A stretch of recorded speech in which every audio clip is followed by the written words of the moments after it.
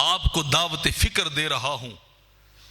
गौर कीजिए, जब कब्र में जाएं चेहरा गैरों जैसा हो, अंदाज गैरों जैसे हो, जिंदगी सारी अपनी ख्वाहिशात के ताबे गुजरी हो, तो बताओ अगर आमना के लाल वहां नाराज हो के कह दें कि ये तो मेरा नहीं है, ये मेरा नहीं है, किधर जाएंगे?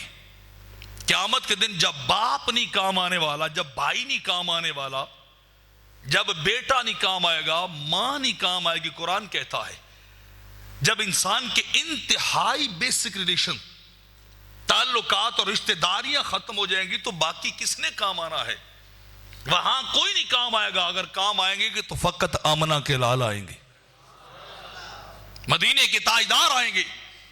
तो बतलाओ, अगर वहां मैं अपने ऊपर गैरों का रंग लेके जाऊं, वहां मैं अंग्रेजों जैसी शक्ल और बूदोबाश लेके जाऊं, वहां मेरा तौर तरीका अपनी मर्जी के मुताबिक हो, तो इतना बताइए, अगर सरकार वहां फरमाए कि तू तो किसी और का है, हमारा नहीं है, तो कहां जाके पनाह मिलेगी?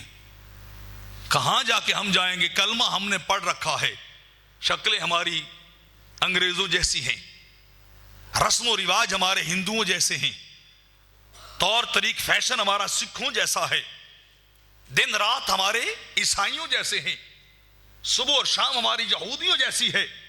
तो बताओ वो दरमियान में सरकार की सुन्नत किधर गई?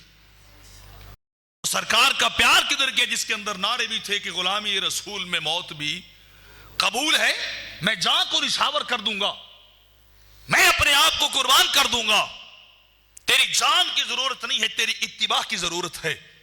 तू सुन्नत को अपना, नबी की, नबी के तरीके को अपना, सरकार के तरीके पे चल कि तुझे बताना ना पड़े कि ये कौन है, लोग देख के पहचानने वाले हो मोहम्मद अरबी का गुलाम आ रहा है।